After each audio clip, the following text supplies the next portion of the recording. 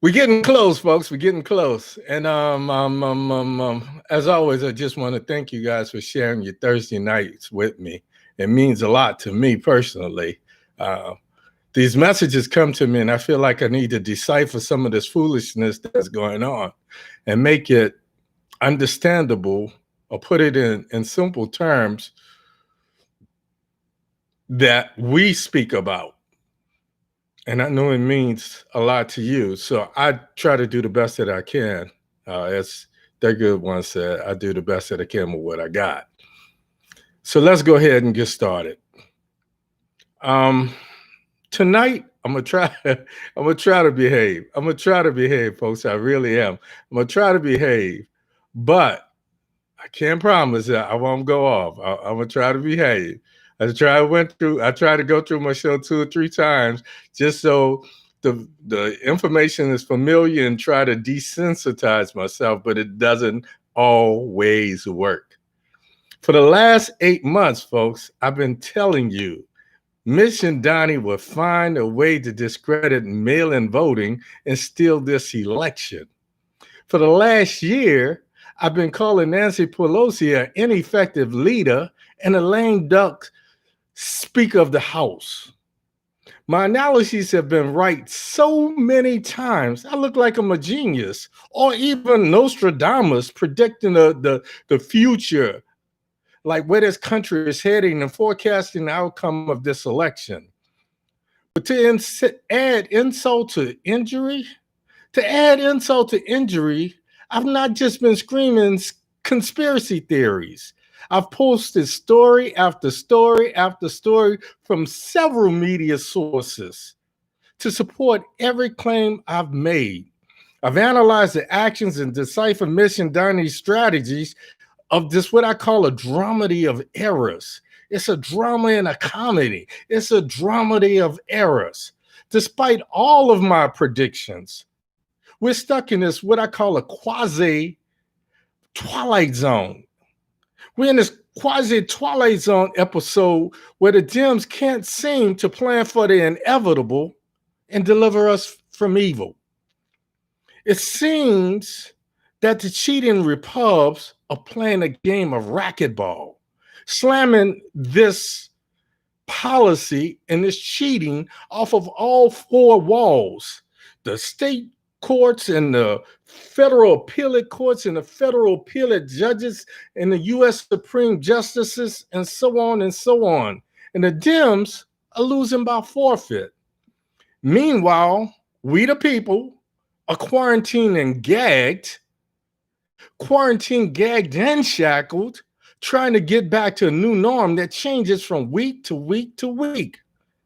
Sadly, the 300, say that with me, 300 judges and 2 Supreme Court justices that Trump and Mish have placed are poised to support the bias agenda that's far removed from we, the disenfranchised people who are politically shackled, waiting on November for some relief. Tonight, we're going to talk about presidential COVID. We're also going to talk about the lackadaisical Dems and what is supposed to be a slam dunk election. To play on words, I call this show 26 Days, DAZE, and the COVID case that never was. Let's do this. The COVID case that never was. First of all, I want to shout out to my people at what's now called Walter Reed Military Medical Center in Bethesda. For 12 years, you know, that was my home. Back then, it was called National Naval Medical Center. It's where I cut my teeth and I had a chance to shine professionally.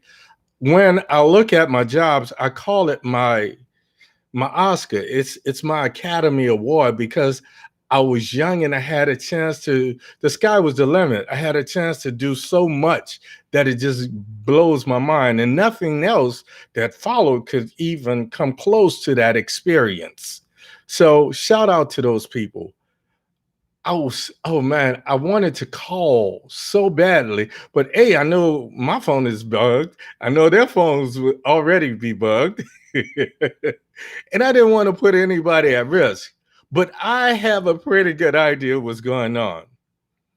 I'm making light of this because, secondly, I want to give my apologies and my repeated condolences to the family of the over 212,500 people who've died from the coronavirus.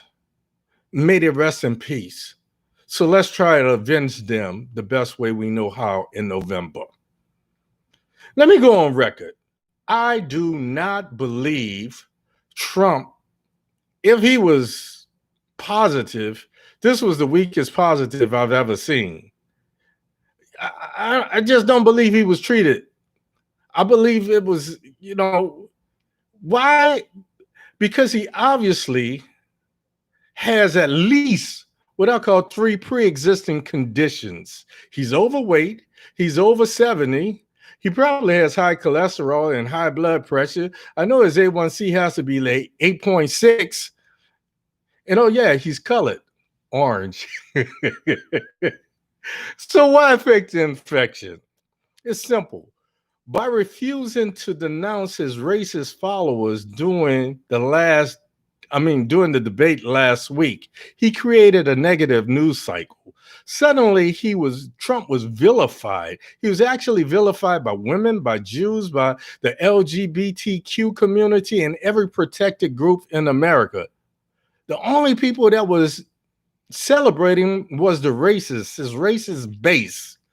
For the first time in 4 years, we saw other Republicans doing something they never did before. They started jumping ship. They start distancing themselves away from Trump. Overnight, media, talking heads start predicting Biden winning by a landslide. So what happened? Suddenly, everyone in contact with Trump, senators alike, from the assistant to the Marines and Secret Service, are coming down positive. But this so-called strand, and I'm not saying that there aren't some people that are truly positive, but to this multitude, these numbers, I'm just not buying it. As old folks used to say, that dog don't hunt. That's a wood nickel. Nobody has ended up in a ICU, and certainly nobody has met the fate of Herman Cain. It sounds cruel, but it's true. I made a prophetic joke. I think it came out on Thursday, and on Thursday morning, I made this joke that in 5 days, and I even gave you some of his verbiage he would use, how he would have this miraculous recovery in 5 days. Now, a lot of you said, no, it's going to be 14 days. He's going to have to quarantine for 14 days. But what I knew and what you should have realized is his ego and his need for the spotlight could not have him away from the camera for 14 days. So I knew it would be about 5. In addition, he couldn't let Pence have the spotlight.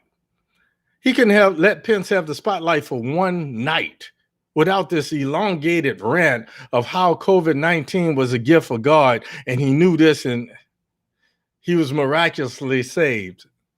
Okay, I forgot the line about God because I wasn't going to play with the Lord's name in vain.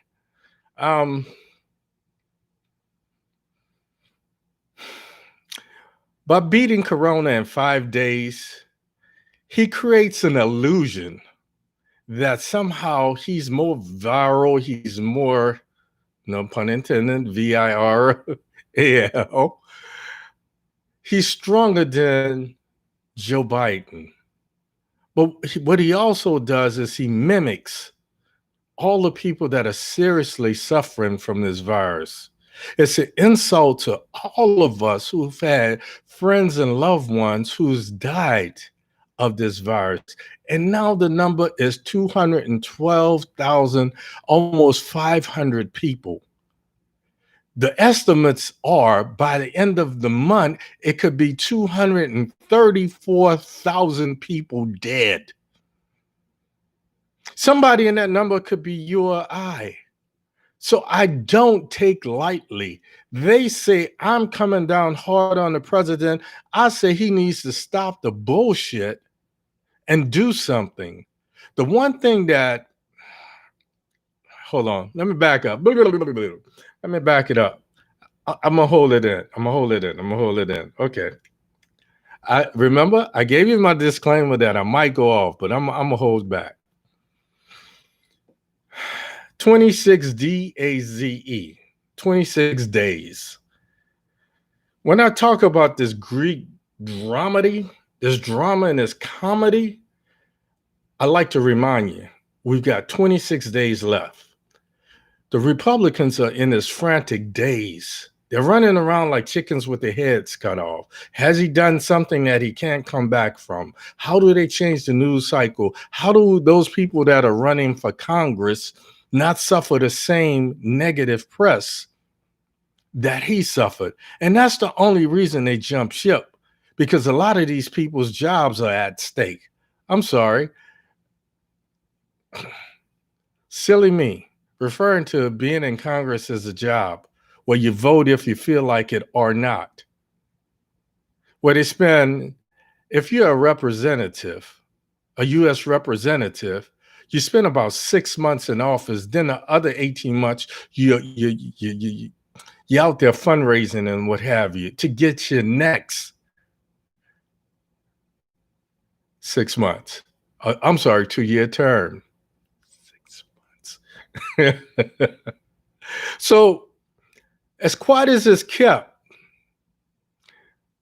Donnie, Mish, and the Republicans are suing the U.S. Supreme Court to repeal Affordable Care Act.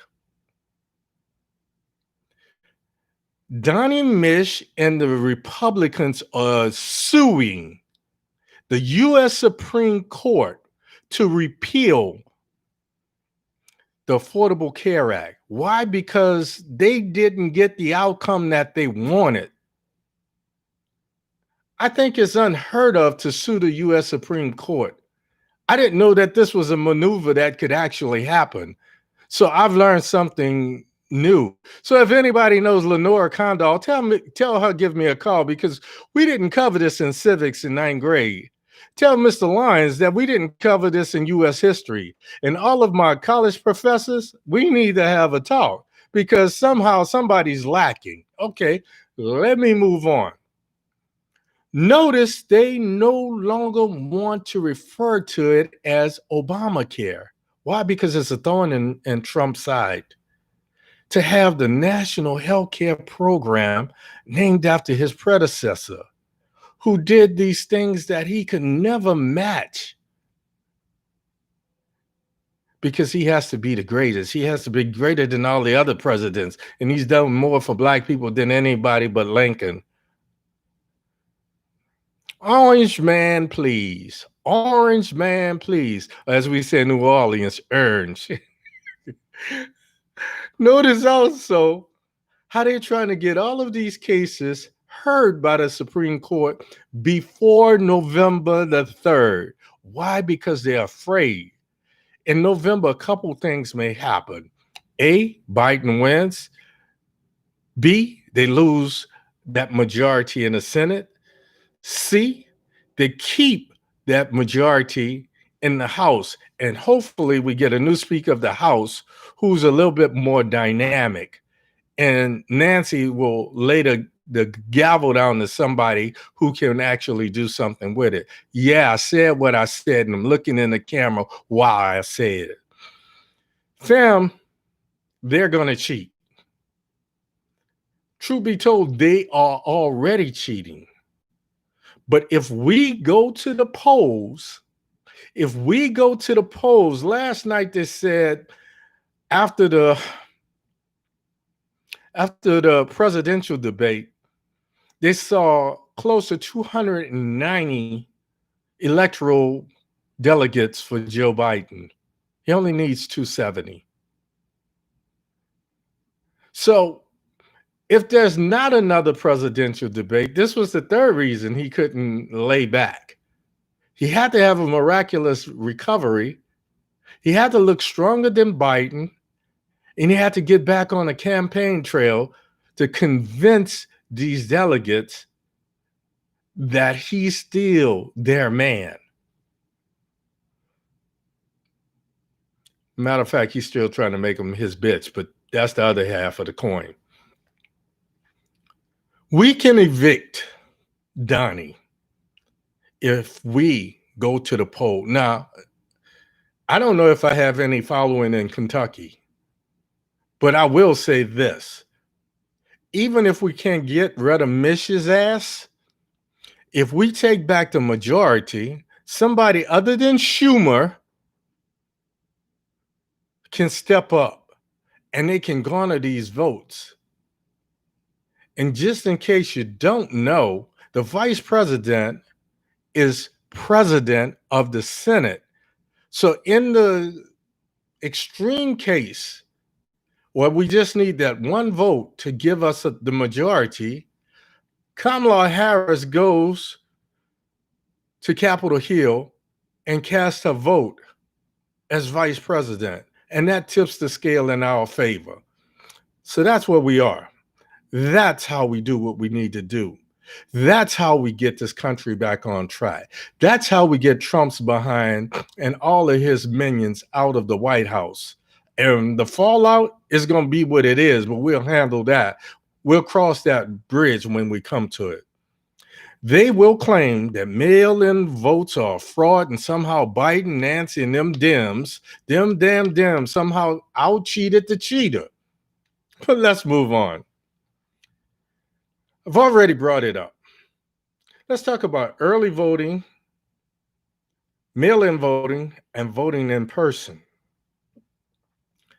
All of these things could be done in person. Even if you get a mail-in ballot in the mail, you can fill out that ballot, you can sign that ballot, and you can take it to the polls to be counted. And make sure that it's submitted. Don't leave it up to the post office to deliver it. So we have to show up to show out. If we don't show up, we can't complain that we didn't get the outcome that we wanted. Last week, I posed a question. What would Olivia Pope do? And I know a lot of you laugh. My mind is tripping. Ha, ha, ha, ha. But I'm serious. I'm dead serious. Art imitates life. So a lot of what you've seen on Scandal was real. Down probably to some of the political assassinations and what have you. Who knows what has happened to John Lewis and Ruth Bader Ginsburg, and we could go as far back as Ted Kennedy and so on and so on and so on. Who knows? We don't know. Sometimes when people have a terminal illness, it's easy to accelerate their demise. And that's all I got to say about that. But here's some of what they're already doing. Number one, some states will not start counting the mail-in vote until the day of the election. Imagine how much confusion that creates, especially in a House that's already Trump-friendly. Number two, some states tally of said votes, both mail-in and the regular votes, will not be truly counted until a week after the election. So they've got 7 days to find a way to cheat. Think about that. Some states tallying of the election will not. In the past, when we show up to the polls, we say somewhere around 11 o'clock on election night, Eastern Time, we said that in this state, they started voting at this time, the polls are closed, and there's a 97% certainty that this person or that person took this state with the electoral delegates that go along with this state. Sometimes we even say, okay, it's at this point 60-40. So 6 delegates are going to go to this person and 2 is going to go to that person, because there's only 8 delegates up for grabs. Yeah, I could count. I know there's really 10. Duh. Okay. Number 3, if there's a recount or a legal challenge, first it goes to the federal judges representing the state in question. If that decision is appealed, the election is ultimately decided by guess who? The Supreme Court of the United States, with 2 justices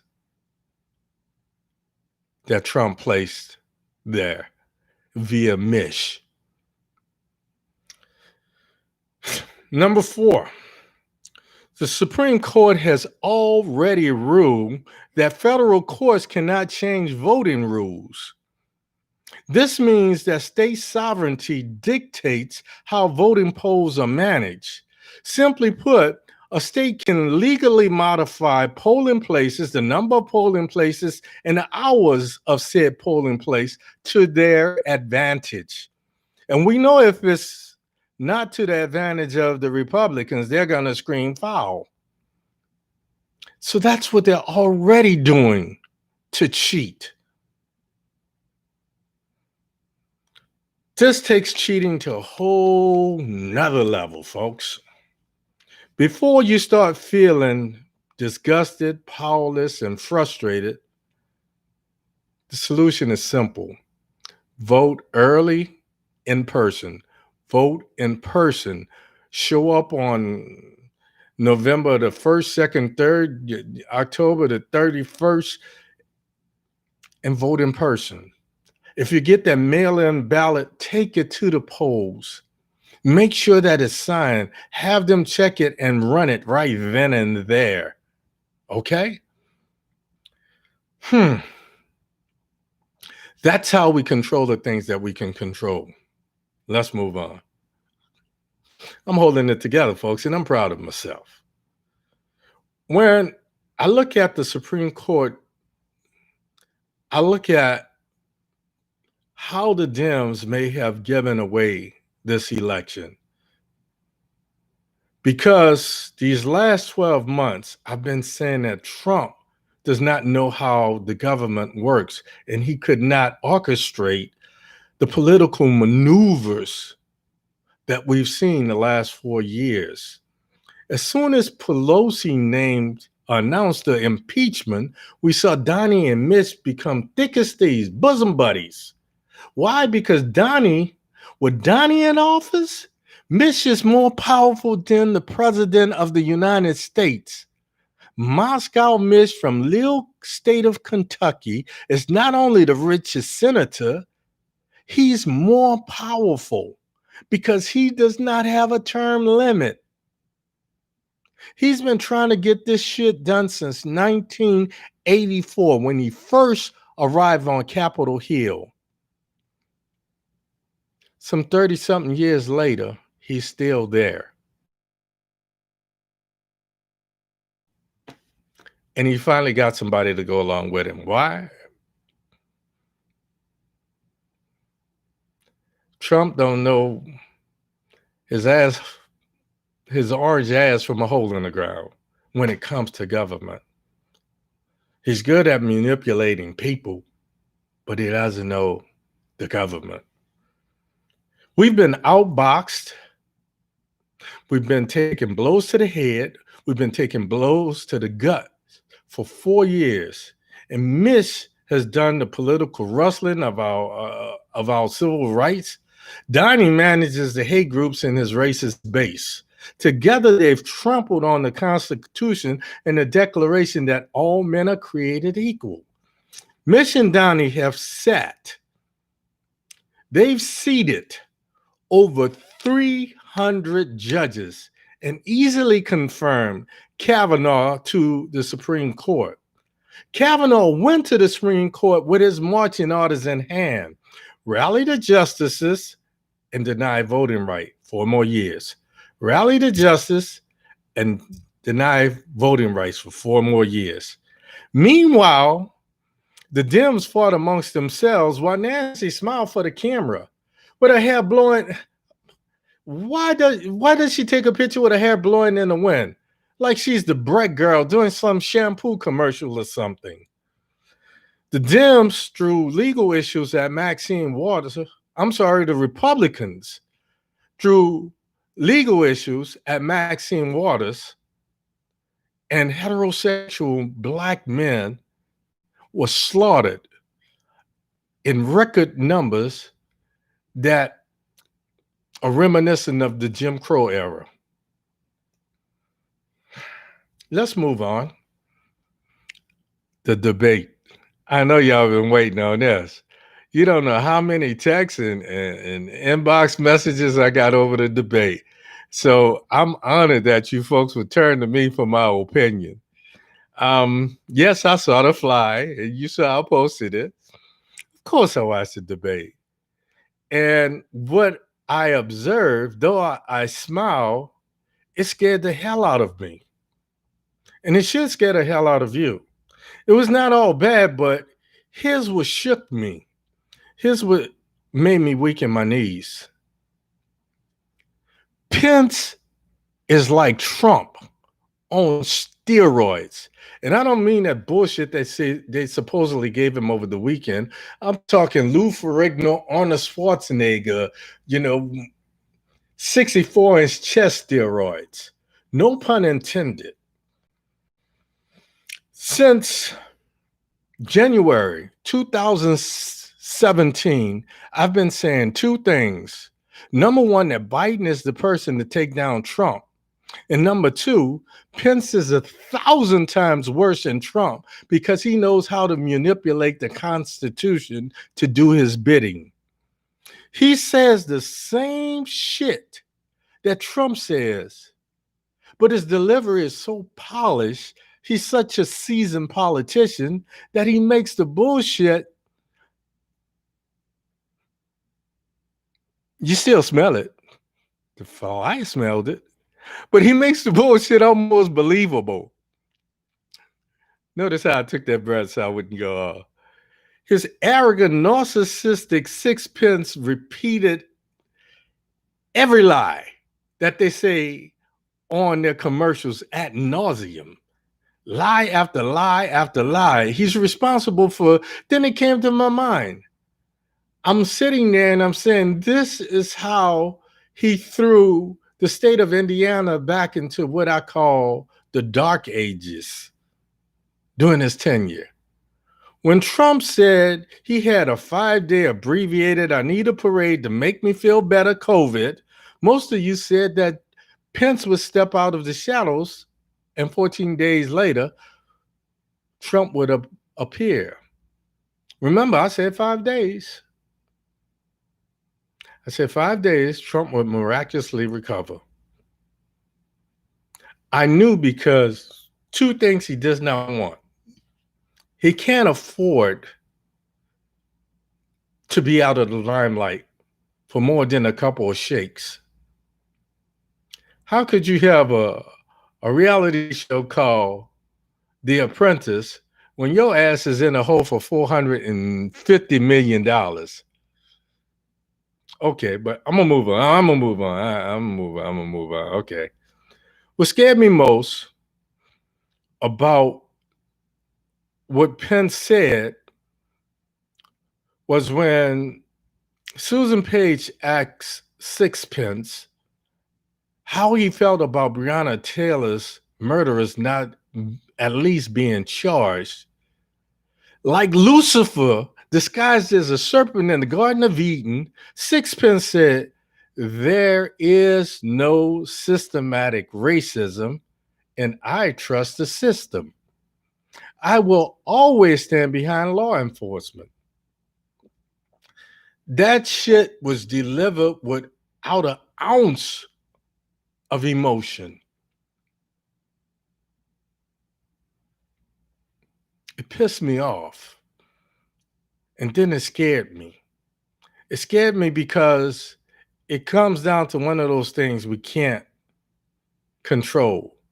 Mark my words, no matter what happens on November the 3rd, no later than March, May of 2022, Pence will announce his bid for the White House. My advice to the Dems is get your shit together, get your ducks in a row now. Nostradamus has spoken. Kamala, say it when she say it. Kamala was well prepped, but you could tell she wanted to clap back.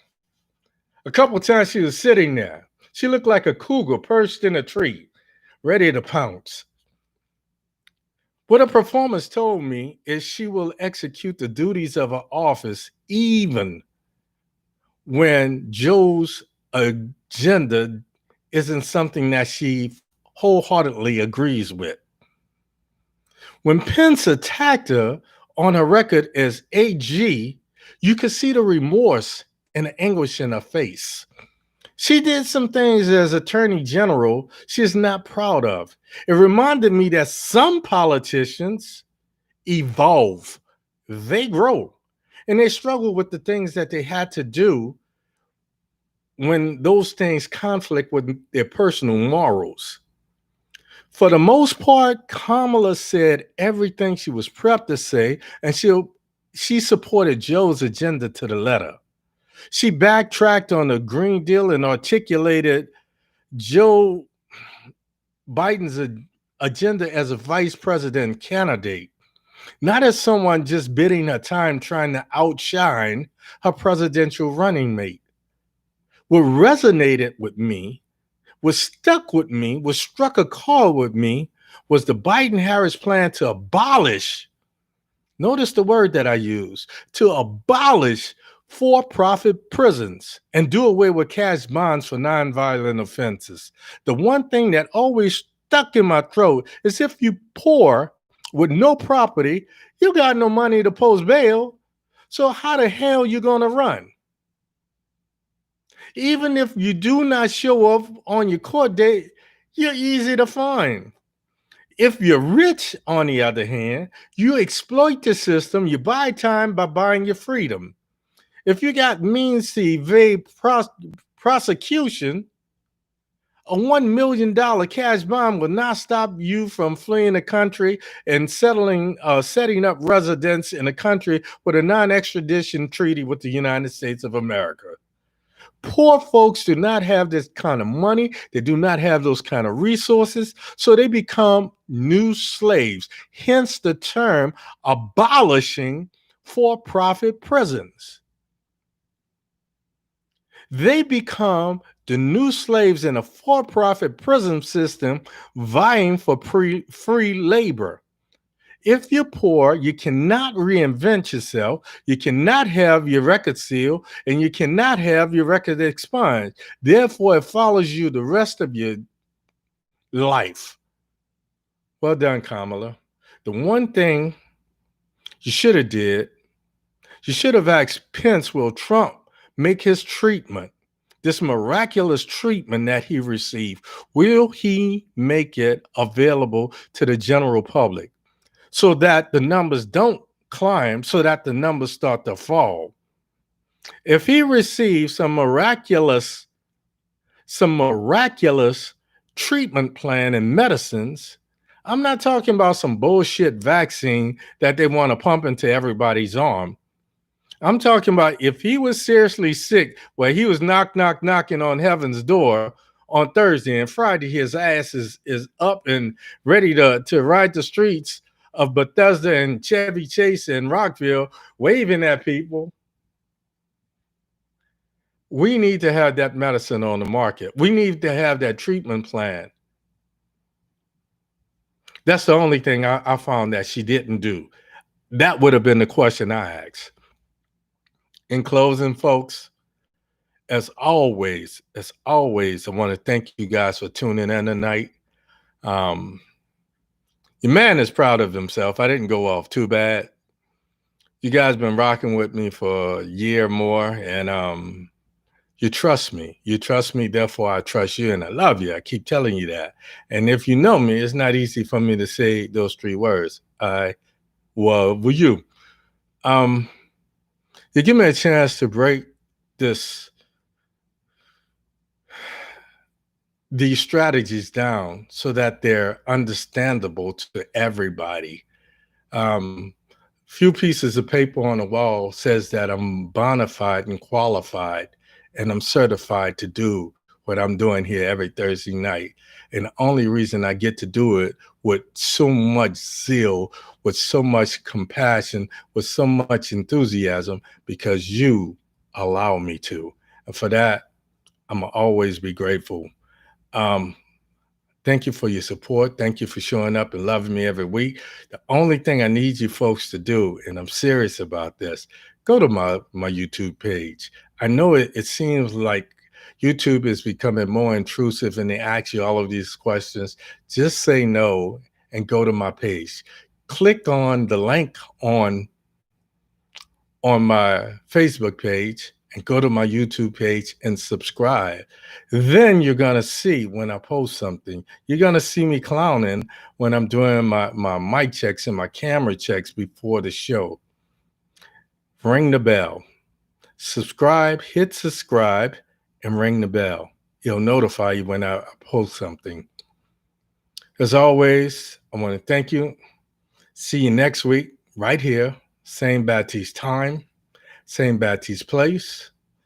Imparting love, peace. Ace cut, ace deuce cock to the side, hair grease. Good night, people. I'm out of here.